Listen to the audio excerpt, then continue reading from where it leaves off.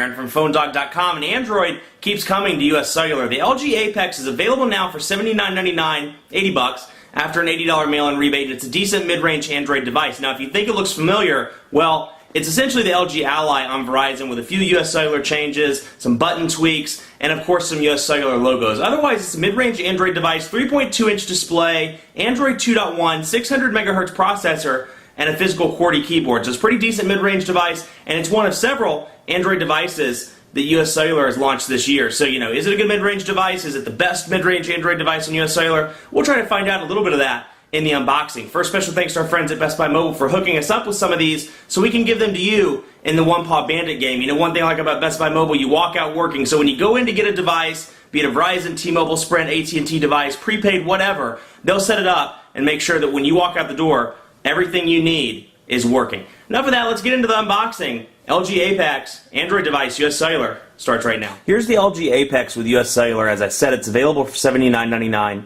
after an $80 mail-in rebate, and it was available as of November 19th on US Cellular. So it joins a pretty impressive Android lineup on US Cellular. The HTC Desire, Samsung Acclaim, Samsung Galaxy Tab, LG Apex, a lot of exciting stuff either on US Cellular or coming in the future. Regional carriers have always been kind of dissed for not getting high-end devices or devices at the same time the national carriers do, like Verizon, AT&T, etc. But I have to give them credit. It's been pretty impressive this year.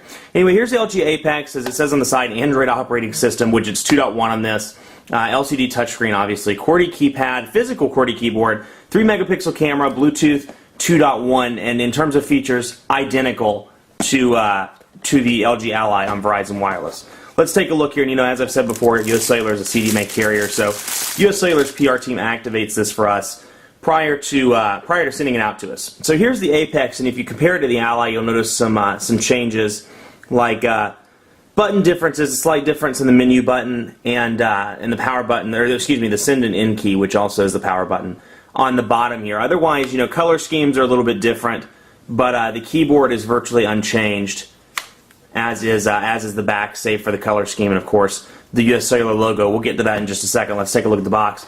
It says here again, 3-megapixel camera, 3.2-inch touchscreen, slide-out QWERTY keyboard, Bluetooth 2.1, and USB 2.0. So let's see what's in here. The typical, as you'd expect, LG travel adapter, AC adapter module there, USB cable, which doubles up as the cord for your charger, and some earbuds. Let's take a look at these earbuds, get an idea of what they look like. And that is a big, pretty big honking microphone, inline microphone on the headset there, as you can see. And then here's what the earbuds look like. Pretty basic, low-end earbuds. Nothing to be too excited about, but still nice to include it in the box. And then of course your quick start guide, and your getting started with LG, quick start guide with LG with the US Cellular logo on it. So you get those down in the box. Let's pull that aside. Let's turn the sucker on. See if anything's changed on this device versus the Ally when it came out in May of this year. So let's see. Get the stickers off. Let's see if this one makes a big noise. Actually, let's see if I can get this one off first. Let's see if it makes a noise. Nah, not nearly as loud as I would like, but not bad. Anyway, you can see on the right spine, micro SD card slot. Let's see if anything's in that. Out of the box, there is. It is a 4 gigabyte micro SD card, and it looks like a class 4 micro SD card.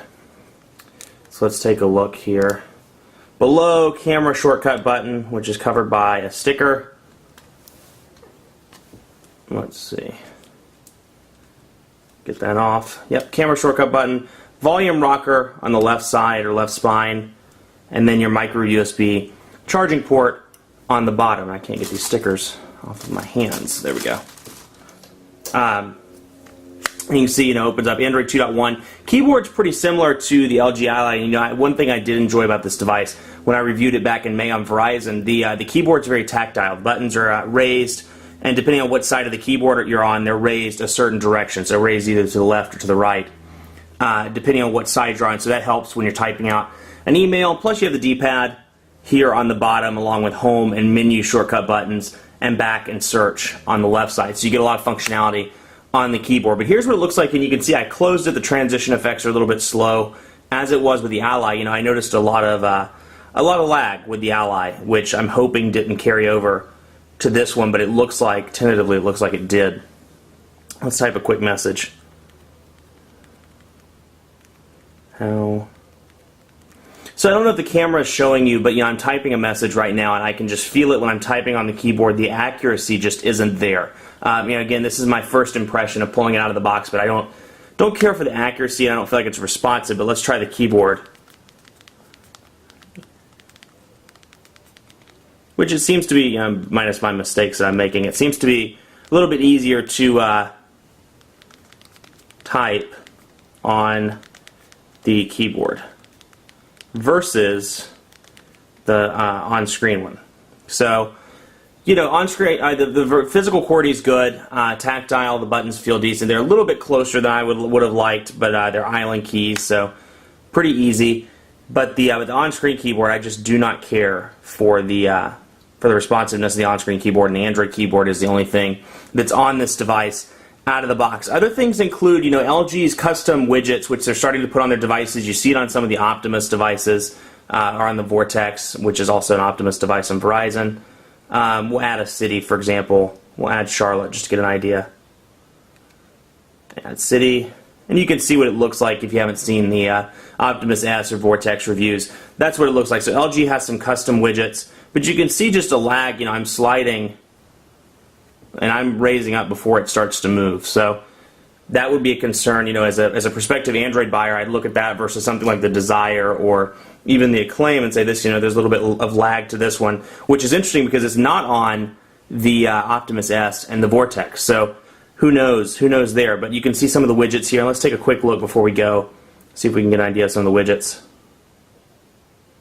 Well,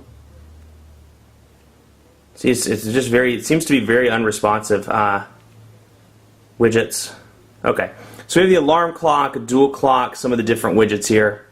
Messaging, LG Socialite, weather, and so a few different LG widgets peppered into that Android widget list.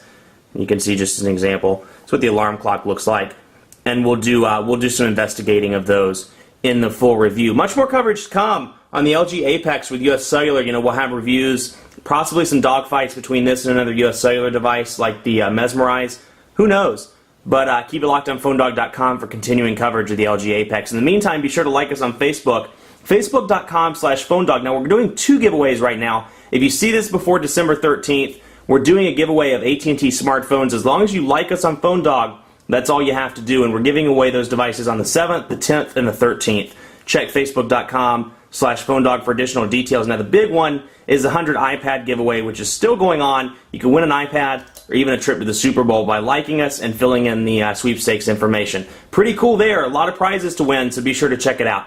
In the meantime, be sure to follow me on Twitter as well, PhoneDog_Aaron. Ask me any questions, say hello, whatever. I'd love to hear from you. Thanks for watching. I'm Aaron. See you next time.